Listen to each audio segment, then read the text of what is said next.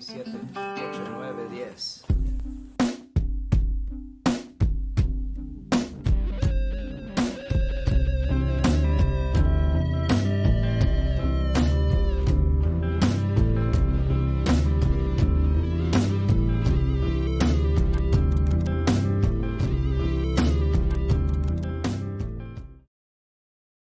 When we began the process that was to be the Town of the City, we had just completed about a 2-month run of acoustic shows, which we do periodically, where we take out the folkloric instruments, and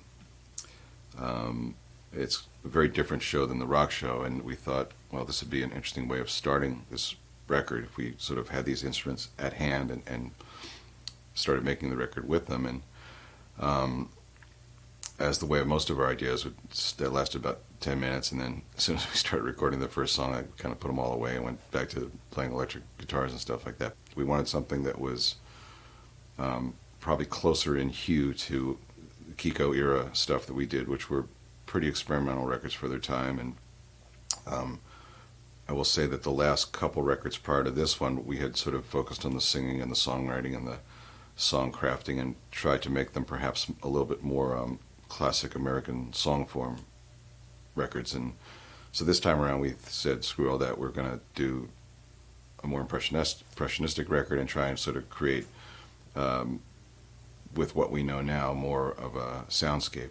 The first song that we attacked was the song called Hold On, which came in as a demo from David that was pretty much like everything that was on the demo is on the record. We do this a lot, where Dave's demos are usually so evocative and cool that we end up using them as the template and the literal frame upon which we build the rest of the song. So he does his recording on a sort of funky 8-track cassette recorder, which nobody makes anymore. So we transferred the 8-track to our computer setup, and he had the Hold On, the chorus line, and he had just little shreds of lyric that he was thinking about, and then Louis wrote lyrics over top of that. So one of the things that makes that track, I think, really kind of effective is you could, at times, you sort of hear this sort of ghost lyric where he'll start, like one line will be sort of doubled, and then the next line will change, and if you listen really close, you can sort of hear underneath in a lot of places where the line changes, or you'll hear, like in the background, you'll hear the trail of a different lyric behind the lyric in front. It's a pretty harrowing song. It's probably one of the spookier things we've ever done, so we treated it with a lot of respect and didn't really add a lot of stuff to it until the moment where there's like a breakdown part, and then somebody, I think David Cougar, had the idea of adding what we described as an Elvin Jones drum solo at the end, and thought that was kind of a cool thing. You don't really expect to hear that coming out of nowhere. The song "If You Were Only Here Tonight" was one that we retracked. Dave's demo was amazing and beautiful, but it was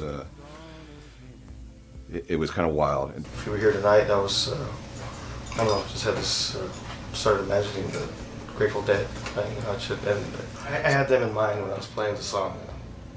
Just the way the guitars, and I messing around with the sounds to try to get that kind of vibe, I guess. And, that was the inspiration for that.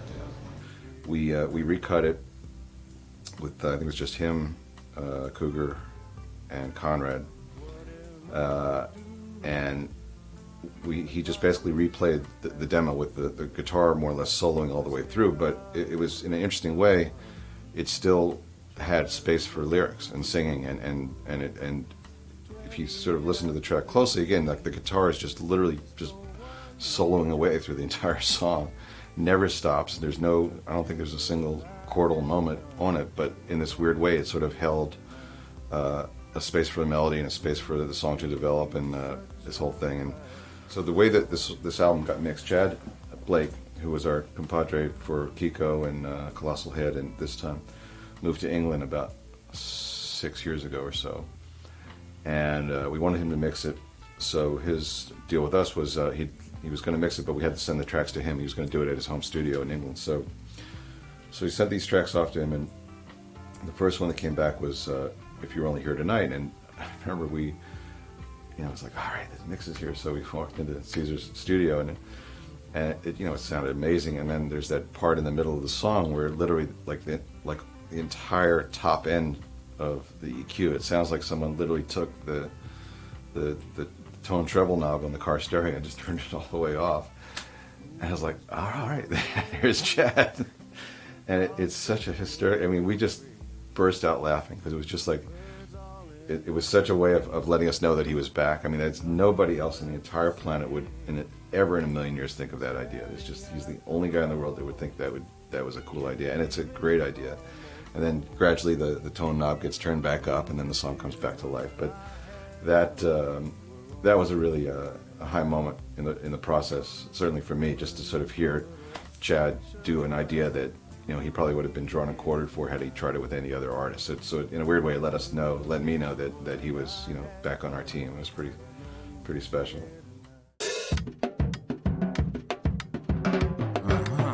CESAR'S studio is a former garage with the control, like the board and everything is right in the room. So it's about as big as a garage would be. So there's not really a lot of room for many players. Like the most you could really get away with, I think the most we did, I think CESAR'S song CHUCO'S CUMBIA was everybody playing in there at once, which was a challenge. I think you get 2 guitars, bass, drums, saxophone all in the same tiny space, but it worked for that song. I think that song was done live. Everything you hear on the record was done exactly as you hear it. I don't think we added, I think I might have added another baritone on there somewhere, but it's a little challenging. There's not really enough headphones to go around. I don't think probably Conrad could only hear the drums. So by and large, most of the stuff that we do there is constructed, which suits us fine, because a lot of times, like I was describing earlier, in the process where the demos will come in, or there'll be a basic track of Dave's that might have a drum track on there, or a guitar track, or drum and guitar track, and we're just sort of adding layers of music over top of it. He took the dimensions of the drum room at the Sound Factory, which is a place where we did Kiko and a lot of these other records, and it really does have a sound, which is really all you want from a recording space. You want it to sort of have its own personality, and on songs where we want to get bigger and louder and stuff like that, we can move into his dining room, which is this big open glass tile, extremely live sounding space. So I think there's a good bit, you could hear that on Dave's CUMBIA, which the title escapes me right now. I think that one might be called The Town or The City. I should really check these things before I start talking. But you get I believe that track was cut there. So you'll hear there's a sonic difference. There's a lot more space around the instruments that you can't dial out. It's a louder, brighter, wilder space. So within these various rooms in his house, we're able to pretty much get whatever we need done. Because we sort of do it at our own pace, which I think is really important too. We're doing it at CESAR'S house. No one's really watching the clock. It's a very relaxed atmosphere over there. So we have the wherewithal to sort of experiment with a lot of different ideas. And when you're in the studio in Hollywood, you got to make the trip over there, and it's kind of this kind of sterile environment, and the clock's ticking and all that. When you're home making a record, you can approach it.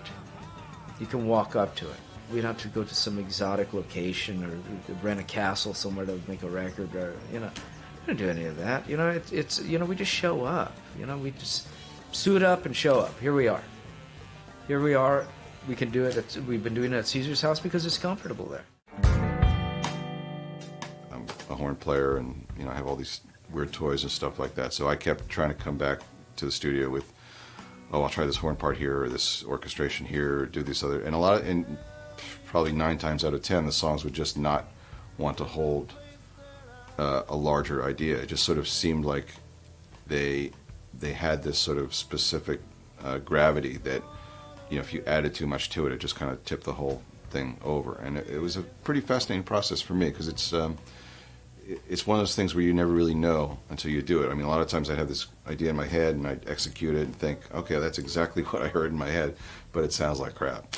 and it's a funny thing. It's, you know, the miracle and magic of music is you don't really know until you actually hear it if ideas are going to work. So it was, I think, a very sonically interesting record, and there's a lot of room for the songs to breathe. I think the songs are large by virtue of the fact that they're not crowded with ideas fighting, and, you know, there's not these large structures built on these simple songs. I think the songs, for the most part, have great breathing space, which is a hard thing to do. I mean, especially for me, like, my instinct is always to kind of tart stuff up, but this was not one of those. It wanted to be what it was, and it actually, in an interesting way, many of the songs just sort of fought development in a weird way. It's like they just wanted to be simple. My mama, she said.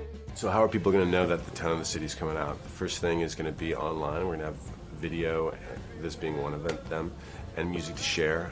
Go to loslobos.org to check out nearly the whole record. Hopefully people will start talking about it and pass it around amongst themselves. About a month ahead of the street date, which is the 12th of September, we're going to be at radio in your town. Listen to your AAA station, listen to Sirius and XM, because we will be all over both those satellite networks as well. If you're lucky enough to have a public radio station in your town, like LA does, like New York does, please listen to it and call in and request on all the stations that you can that are playing our record. Right around early September, we're going to be seeing the press that we've set up. Press has had the record for a few weeks now already. Reviews, features will be coming out early September, right around the street date of the record, and that week will be a really busy week. They'll be doing probably an in-store and a host of TV shows. Our hopes are that Leno and Letterman and Conan O'Brien and Jimmy Kimmel will have us on.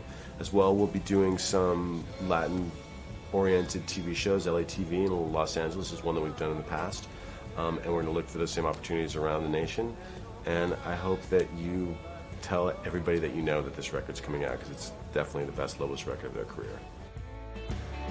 Being able to speak to people who want to know about how we put it together, I think it's a wonderful tool, and it's great to be able to get into the minutia of the process this way.